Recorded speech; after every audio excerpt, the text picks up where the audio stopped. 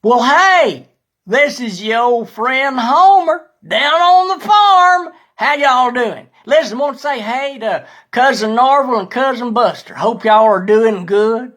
And me and Hermaner and Uncle Irvin and Aunt Sulu, we're all doing fine, just fine down here.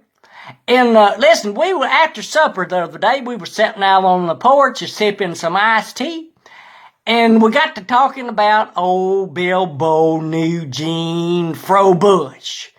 They call him Whistlin Billy. And, he lives down there at Rooster Beak Ridge down there, and we was wondering how he was doing. And far as we know, he's done all right now, but he went through a little situation back some time ago, and I asked, Uncle Irvin, what the situation was, and it caused them to start calling him Whistlin Billy.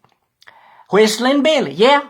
And so, he, kind of had a long, skinny neck, you see, and little skinny head, and big old ears. And he looked like a summer squash. And anyway, whenever he'd walk down the road and the wind was blowing, it sounded like a clapboard was shaking on the side of an outhouse. It was strange. But anyway, Uncle Irvin said this particular day that this all happened back yonder was he had gone down to the barn down there. It was a hot day and he didn't have on no shoes. He didn't wear his brogan shoes, and he went down there to the corn crib. And he was going to put some corn. He had a little old fancy electric corn shucking machine. And so he was going to put some corn through there and shuck some corn. Well, he got in there barefooted. It was hot, so he took his hat off and laid it over to the side on a shelf over there. So there he stood, barefooted and bareheaded. And he was standing there running that corn down in through that corn shucking machine. Well, about that time, a big old skeeter come a-buzzing in there and lit on top of his foot and bit him on top of his foot. Well, he bent over there and reached down and slapped that skeeter. And about that time, he got his head over stuck there in the corn shucking machine, and it took his ears clean off, slick, no ears. It was awful. So he got loose from there and went down to the doctor and got patched up and got okay and went back to the house.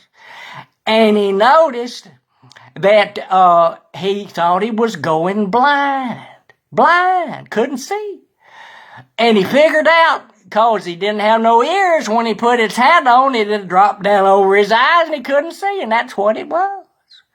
So he figured that out, and he decided, or he discovered and figured out that he could put a little old piece of stove wood, hunk of kindling wood on top of his head, and it would hold up his hat, and it wouldn't fall down, and he'd be okay. Well, he got to where he could get out and get around a little bit, and he went down to the Barlow Diamond Dollar Store, went in there, and he looked kind of strange, and the kids would hide behind their mamas because they was a little scared of him. It was kind of pitiful. But then later, when he would be out there walking up and down the road, on a windy day, when the wind was blowing pretty hard, them slick ear holes would whistle. It sounded like somebody playing the bagpipes. Whistled, I tell you. So they started calling him Whistlin Billy, and that's how he got that name. And I tell you what, when he's out walking around, you hear him a-coming before you see him, because them ear holes is just a-whistling away.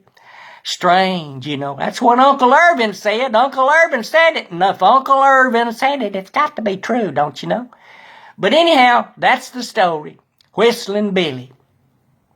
So anyway, if you ever go down to your corn crib, don't go in there barefooted, okay?